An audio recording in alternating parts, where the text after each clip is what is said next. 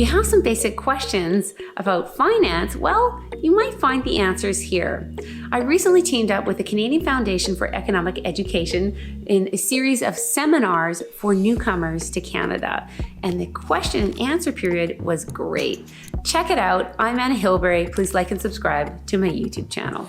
Welcome to Managing Your Money in Canada, a financial literacy workshop that's specifically designed for you, newcomers to Canada from Windsor, Ontario. My name is Kevin, and I'm going to be your presenter this afternoon. This workshop is one of a series of workshops that we're doing in partnership with the National Bank of Canada.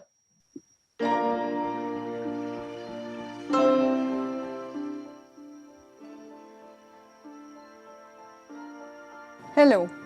National Bank is delighted to partner with the Canadian Foundation for Economic Education to provide this program for newcomers to Canada. As a newcomer, there are few challenges you may face in your new home country. One of the most critical is learning how to navigate the financial system. You will also need to manage your finances as you thrive to integrate your new community. The Foundation and National Bank are delighted to offer this free program to assist newcomers in staying in control of their finances to avoid stress and anxiety, and setting goals and making plans to achieve them. Here's a quick overview of our workshops for adult newcomers to Canada program.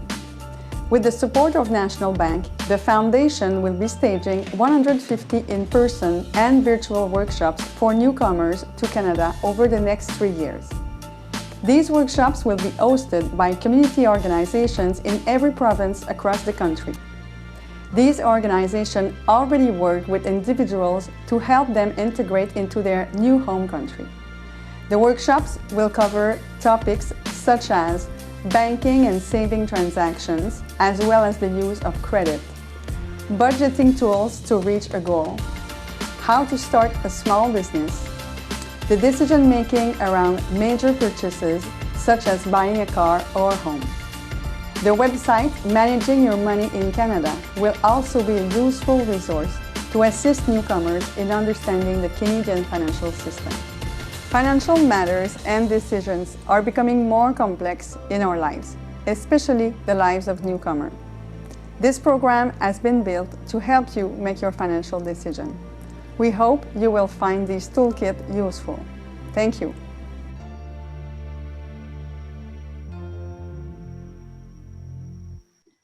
Thank you, Greg.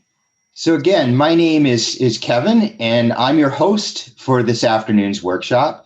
This workshop is a workshop that's directed specifically for newcomers to Canada. So I'm delighted that the Newcomer Centre of Excellence in Windsor is partnering with us this afternoon. This is the second of 3 workshops that we're doing for your agency. So I'm delighted that you as students in your program have joined us this afternoon. And I'm also delighted that there are a number of teachers from your center that will be working with us to deliver today's workshop. In addition to yourselves as participants in the workshop, I also am delighted that from our foundation at CFEE, we also have Greg Masiewich. Greg works with us to run all of our websites and to do anything related with social media. And Greg will be speaking with you in just a few moments. I'm also delighted that joining us this afternoon is Anna Hilberry. Anna works with National Bank and has been working with newcomer clients in her local community, which is in Victoria, British Columbia. So Anna, would you like to say a few words? Yes, welcome everyone. I'm very pleased to be on the call today with you. I'm a chartered investment manager and wealth management advisor with National Bank, and it is my absolute pleasure to be here to participate in encouraging financial literacy. So thank you so much, Kevin and Greg, for having me today. Great. Thank you, Kevin. And thank you once again to everybody for joining us here this afternoon. So first of all, we want this workshop to be as informative as possible and offer as much value to you, the attendees today. And part of that is to answer your questions. So the first question we have is, can you explain what the minimum payment is when it comes to credit cards? So the minimum payment when it comes to credit card, it's the amount that you're required to pay on a credit card that is based on a percentage. Most banks do it at a very low amount. So what they're trying to do is get you to pay just a small amount based on the purchases that you've made over time. The problem with only paying the minimum balance is that you will be, the bank or the credit card company is gaining interest on the balance that's remaining.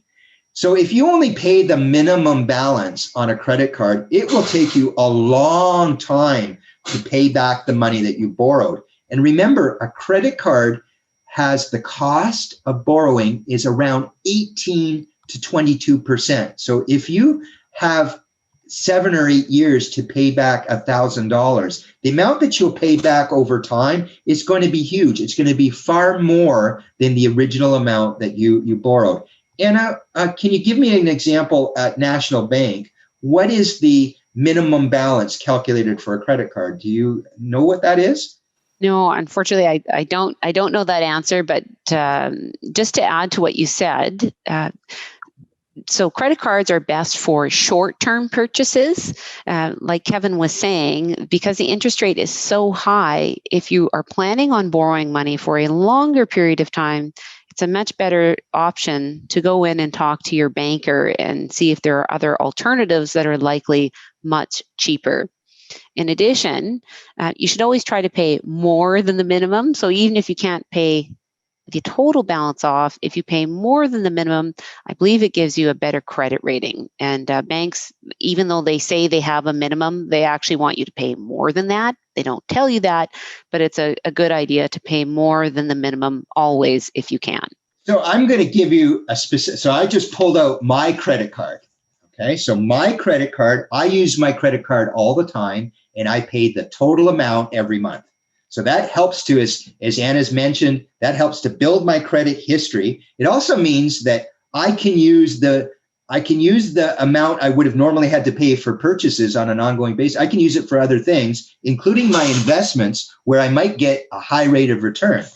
But to give you an example, last month my statement, I owed $1,106 on my credit card, and I paid the total balance, $1,106, by the due date. So I've got it all set up to be paid by December 15th.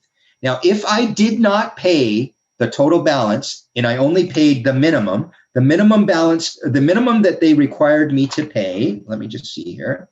The minimum that they required me to pay was $10.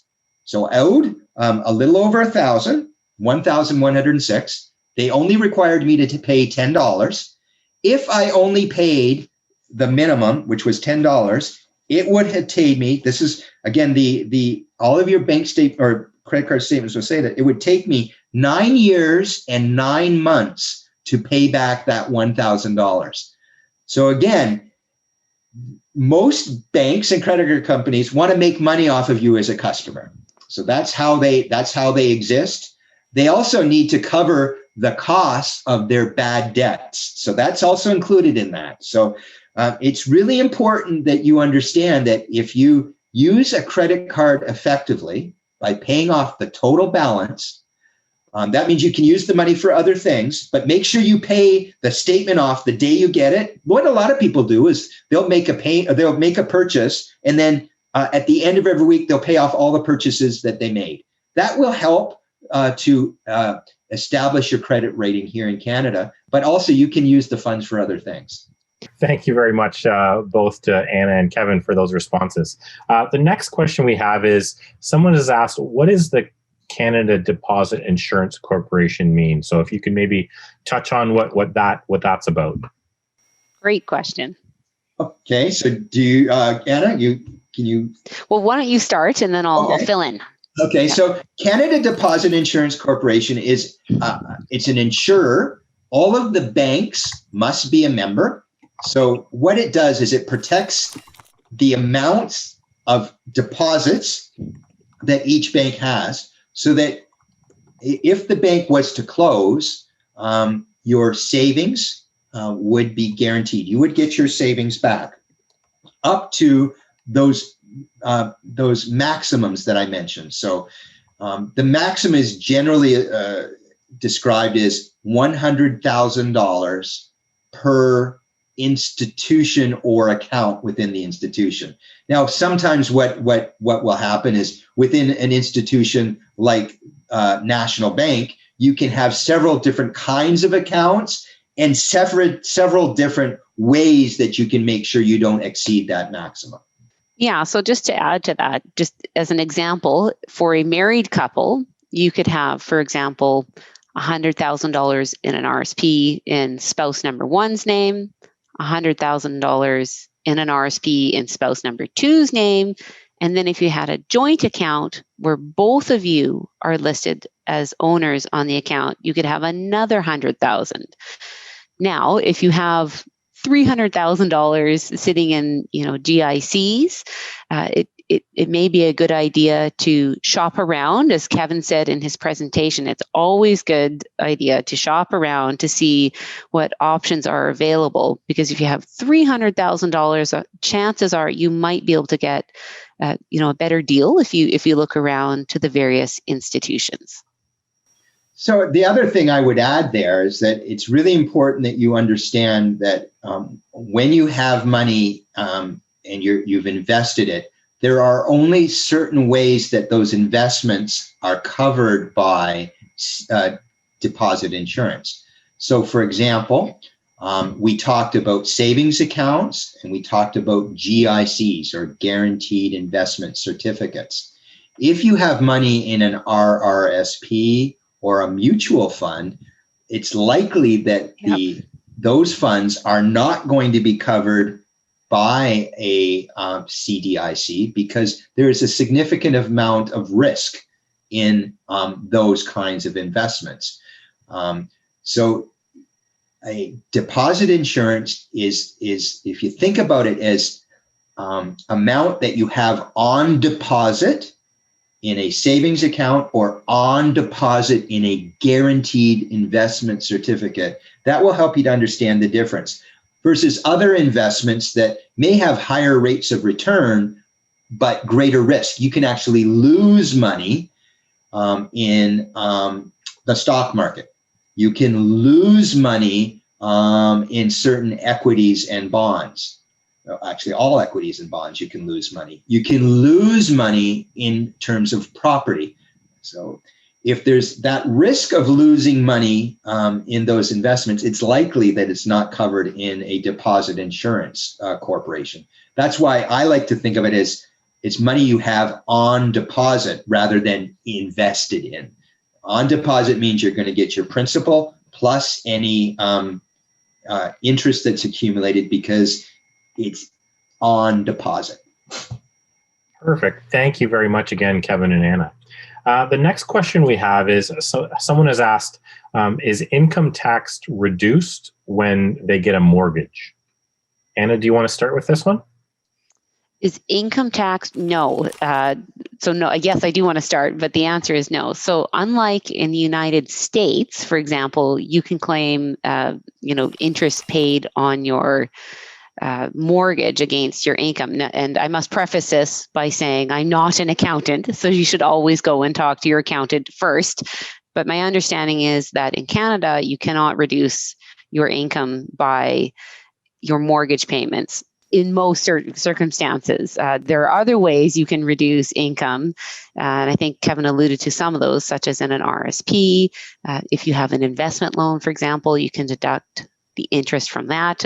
But the best thing to do for questions regarding taxes is to go and talk to an accountant and form a good relationship with an accountant that you trust, because they will give you good advice. I will add to that there's two other things that you should consider. So in most cases, if you have a mortgage, that mortgage is for your own home. You live in the home.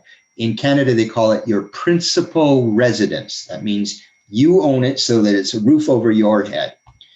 If you own additional property as income-related property, that's when, in fact, some of those expenses, a mortgage, may affect affect your income and therefore may affect your income tax rate. But it's a different thing. Income tax is based on your income from earnings, from government benefits, and from investments. Your mortgage, in most cases, does not reduce your income at all. Things like property tax and other forms of taxes may. And in fact, when you do your income tax, by do, I mean you complete your income tax return. Usually in Canada, that's done every February. So when you complete your income tax return, that income tax return will look at all of your sources of income and all of your expenses. And based on that, every year, the Canada Revenue Agency will review your income tax return. They will send you something called a notice of assessment that tells you whether you were correct in what you reported on your income tax return. And it will identify your income tax rate for the federal government and for the provincial government and any tax credits that might be available to you. So they will correct errors that you've made because they have all of the information available to them. But the key thing there is knowing that what the question asked was about two different concepts. One was about income tax, and the other one was about mortgage payments. And so it is really important to understand that not all of our expenses that we have in our life relate to lowering our income tax rate. Okay.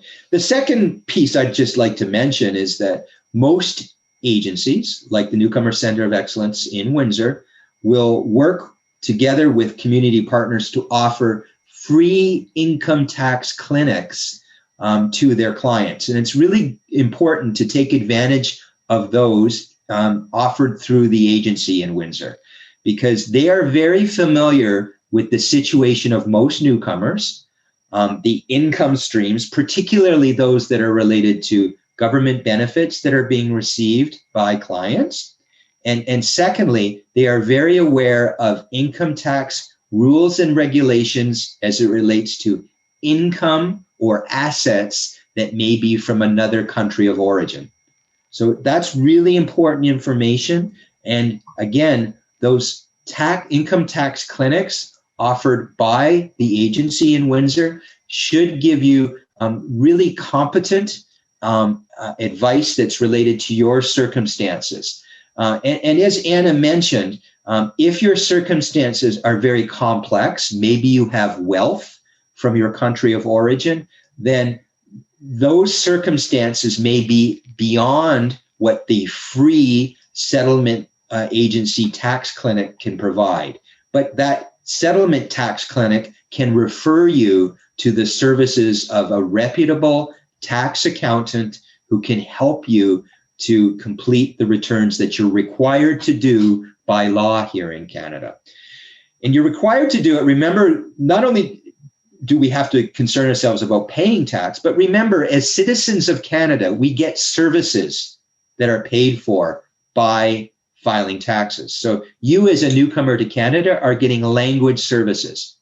Me as an older adult in Toronto, I gain from the fact that your children are going to go to school. They're going to develop skills and abilities and interests to get jobs so that they can pay taxes, so that when later in life I need to have nursing home care, that I will have nursing home care to look after me when I get older. So there's a right and there's a responsibility to file taxes. The other key thing is when you, as a newcomer, file taxes, it ensures that you have availability to all of the benefits that are available to you, government grants and programs that are appropriate for you as a newcomer to Canada. And you will only get that if you file your taxes. The last thing is you will only be given Canadian citizenship if you can prove that you filed taxes in preceding years. So all of those things are really important from a taxation perspective and for filing taxes. In Canada, we have a great society, but there is a cost to operating our society. It's called Rights and Responsibilities as Taxpayers. And we as Canadians are very different than Americans, for example, where our tax system provides us all as Canadians with the life that we want to lead. We are a very different country than the United States, but there is a cost to that. Thank you very much, Kevin, and thank you, Anna. The next question we have here, someone has asked, is it better to pay the least down payment possible, since if a person fails to pay the loan, they'll lose less of their own money? So can I start with this one, Kevin? Absolutely, Anna. Yeah, please do. So first of all, before you enter into any loan agreement, you want to have a very good probability of being able to pay the loan off. Now, sometimes life throws you curveballs, so to speak, so difficulties and challenges that are unforeseen that you can't predict. But given within your realm of control, things that you can control in your life, plan to have a mortgage or a loan that you can manage. So that's number one. Number two, if you think you're going to have a difficulty paying off the loan, go and talk to the lender. Go and talk to the banker. See what you can do to work with the bank to not fail on the loan, because failing to pay off a loan, as Kevin mentioned earlier, it goes against your character and it goes against your credit rating as far as the bank is concerned. And the ability to borrow money is very important. It gives you ability to buy a vehicle, buy a home, get loans for business, be an entrepreneur. So you want to protect that as much as possible. And I think that would be my answer to that question. Kevin? Yeah, I'll just add to that. Remember that when we talk about borrowing money, I gave you the examples of using credit, of a loan, and a mortgage. But there are other examples of borrowing money that we don't often think about. And one of the examples I'll give you is a cell phone. So if you have a cell phone and you're getting a cell phone from Bell Canada, and you're paying a monthly fee, that monthly fee is usually for the operation of the network that your cell phone uses. But it's also because usually what they do is they'll have a fee that includes the cell phone network costs plus the costs of keeping the phone for 2 years. So effectively, you're borrowing the money for the cell phone itself, plus the operation of that cell phone on a monthly basis. So if your credit rating is damaged, if you have a low score, you may not even be able to get a cell phone. That's right. Or if let's say you're renting an apartment and you don't make your payments to the landlord on time every month. That means that if you go to apply for another apartment and you have a poor credit history, you may not be able to get a new apartment. So it's not just about the typical things we talk about when we talk about a credit card or a loan or a mortgage. It's whenever we're borrowing or using an asset, so a cell phone or an apartment that we rent, whenever we're using an asset that someone else's owns, we're actually borrowing that asset for that period of time. So if we do anything that hurts our credit rating, that may harm our ability to have a roof over our head or to put a smile out on our face by being able to have our own cell phone. Perfect. Thank you very much, Kevin and Anna, once again. So we have about 6 more questions here, and I know we're sort of approaching the end of things. So we'll see if we can maybe get through these quickly. So the next one is, are there any benefits to borrowing money from a bank over other lenders? Anna, do you want to start with? Oh, Kevin, you can start this one. I'll start. So the first one is, generally, it is a benefit for you to consider borrowing money from a bank or another financial institution like a credit union, because generally the fees and the interest rates are lower from those 2 types of institutions than other lenders, like a money lending store or Cash for Less or one of those places. Usually those cash stores or money lending places, their fees are very high and their interest rates are very high. So I'll begin with that, Anna.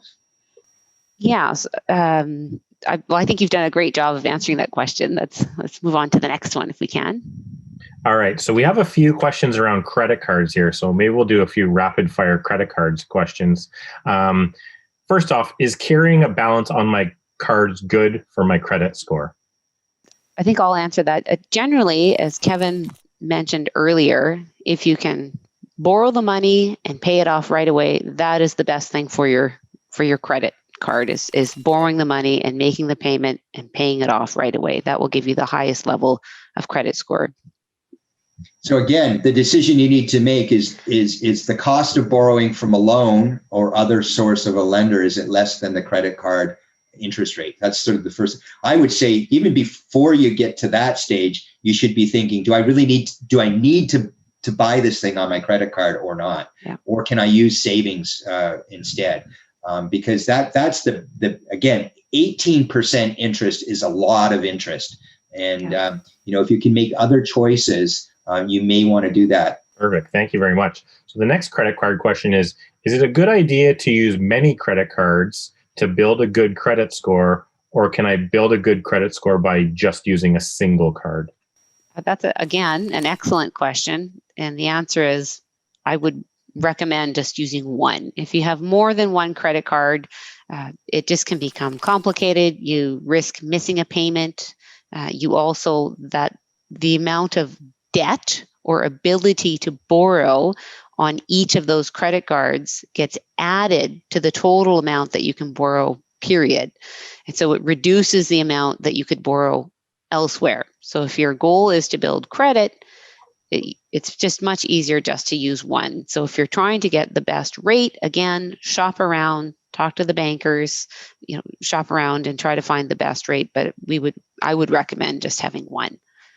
I'll go one step further, Anna. So let's say I had two credit cards, and credit card number one had the available credit of $5,000, but I haven't bought anything with it, but I have $5,000 available. Credit card number two, I have $3,000 available, but there's nothing on it. A lender, they look at that and they say, you have the ability to borrow $8,000. So that's already indicated as a level of debt. So that $8,000, because I have two credit cards, is already a mark against my credit card, if you will, credit history, because I have the ability at any time to get right up to that maximum right away. So they look at that, because remember, they look at the 3 C's: character, capital, and capacity. So capacity is already diminished because it's a negative. There's $8,000 I could owe right away if I used both of those cards right away. So that's why I recommend one card. I also recommend it be the card that's associated with your financial institution, because that makes it a little bit easier to do things like get a package, like a newcomer package that is best for you. Thank you very much. The next question is, what are the advantages to using a credit card? You've sort of touched on sort of some of the cautionary tales of credit cards. What are the advantages of using a credit card instead of cash? So I can start with this one. One of the great advantages is for shopping. So for example, it's coming up to Christmas time here in Canada, and I do my shopping online right now because of the whole COVID pandemic. And so I can make purchases online using my credit card. So it can be a convenient way of shopping. If you're going to go spend the night at a hotel, for example, usually you have to have a credit card that you will give them the number before you can make a reservation if you're traveling out of town. So it can be, I would say, somewhat necessary to life in Canada. And Kevin, do you have any points to add? Yeah, I would add two. The one, and it is related to online shopping, and that is that you have some fraud protection as a result of using a credit card, because there's some security benefits that come with using that card. So that's the first thing. Fraud protection may help you. The second thing relates to the building of your credit history or score. Again, if you're able to use that card and pay it off total, the balance every month, that's going to help you to build that credit score. So again, for those two reasons, I highly recommend using credit cards, but it comes back to using it wisely and only when you can afford to make a purchase to pay it back. Thank you very much. The next one here is, and this seems to be sort of a popular one we often get, can I get a credit card even if I'm not working right now? The answer is, if you are a newcomer, we understand that as a newcomer to Canada, it may be time before you get a regular employment or a job. And so there are special packages that are for newcomers.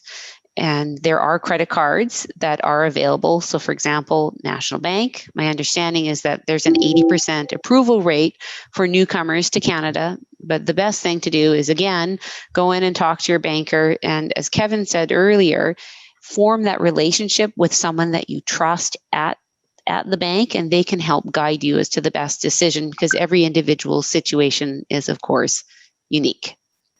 Thank you very much. The next question is, someone has asked about bankruptcy, and I guess following a bankruptcy, how can you build your credit score back up again? So I'll start, and bankruptcy here in Canada is a concern. In years past, many Canadians, whether they be fourth or fifth generation Canadians or newcomers, many Canadians have claimed bankruptcy. The challenge is that when you claim bankruptcy, it absolutely affects your credit rating. In fact, it affects it for a period of 7 years. And depending on the prospects that you have, it will really affect your goals and your dreams. So there are some real challenges to bankruptcy. It's not life-ending, but certainly it will severely limit your ability to achieve goals and dreams that you might have for a period of no less than 7 years. There are many agencies that exist across the country that are not-for-profit agencies that can help you in terms of bankruptcy or credit decisions that you might have. As Anna mentioned earlier, one of the key things that I always recommend is, before you get to that state, if you're having difficulty making payments for whatever reasons, you've lost your job, your husband or wife has lost their job, or there's been a health concern, you talk with your lenders first. But bankruptcy should not be your first choice. Thank you very much. Sorry, Anna, was there something you wanted to add, or that's it? No, just to put it in the perspective of the lender. So for the banker, the bank, they want to get their money back. And so they want to help you pay them back. So they would prefer that you come in and talk to them so that they can get some of their money back instead of getting none of their money back. So they are more inclined to work with you to help you avoid getting to that stage, as Kevin said. Perfect. Thank you very much. The next question is there IBAN for bank accounts in Canada? Is it important for transfers abroad? So if you're talking about, I'm not familiar with IBAN, but I know as far as moving currency in and out of the countries, it depends on the bank that you're working with. And the best thing you can do is, again, I know I keep coming back to this answer, but going in and talking to your banker about how to move currency in and out of the country in a secure manner. I don't have a lot of information on IBAN specifically. Kevin?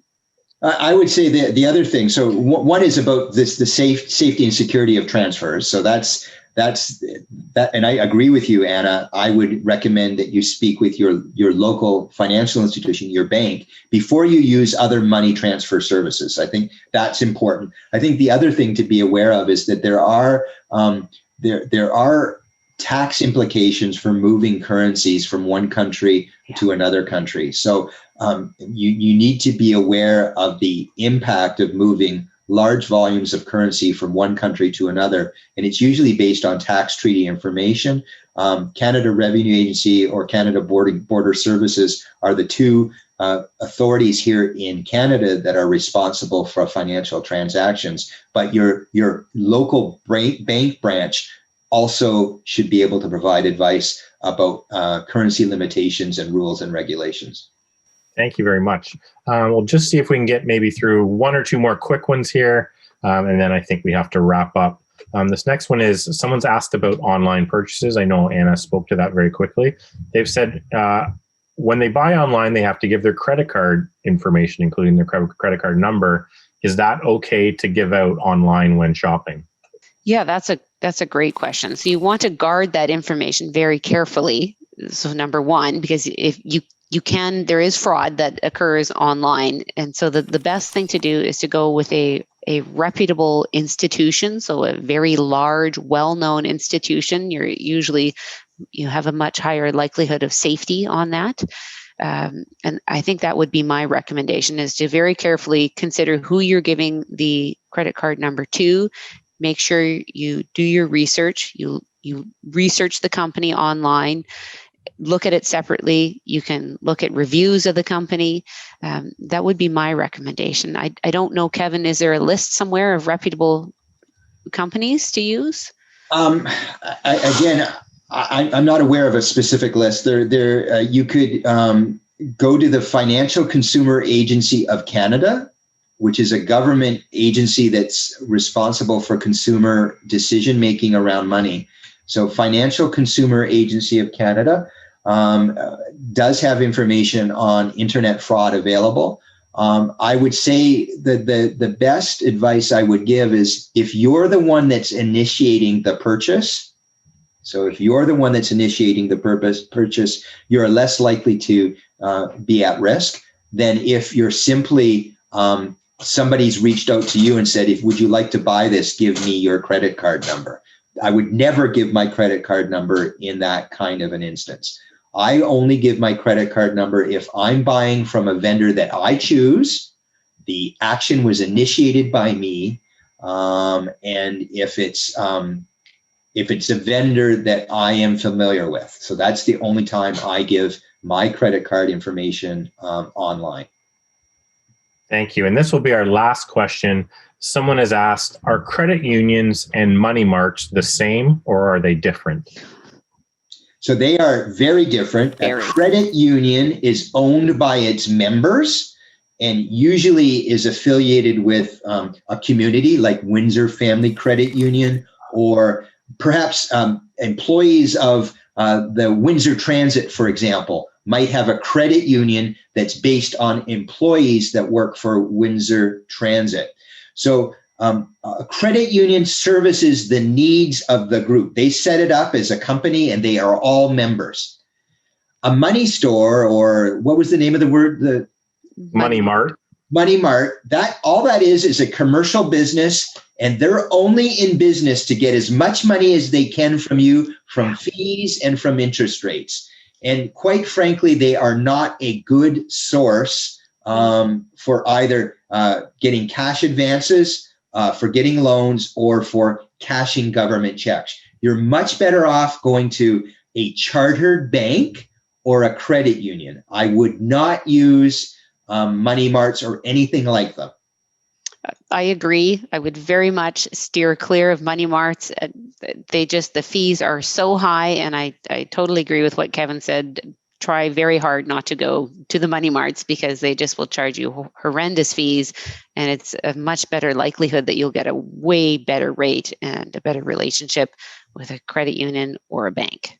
Again, when we started to talk about Canada's safe financial system, we talked about developing relationships based on the features and benefits of the financial services that are offered to you as consumers. My advice is to keep all of that together in one package. So if you choose to deal with the bank, you choose the bank that you want to deal with based on the questions that you've asked and your understanding to the answers to those questions. You should not need to use the services of a money mart, where the cost both from fees and interest rates are very high. Thank you very much. So I think that's it for the questions today. I know we've run a little past, but we had lots and lots of questions. So thank you to both of you for taking the time to respond to all of those. Kevin and Anna, I'll give it over to you guys for the last word here. Well, thank you, Anna. Thank you, Greg. Everyone be safe, be healthy, and most importantly, be happy here with your new life in Canada. Bye for all. Thank you, everyone. Bye for now. Thanks, everybody.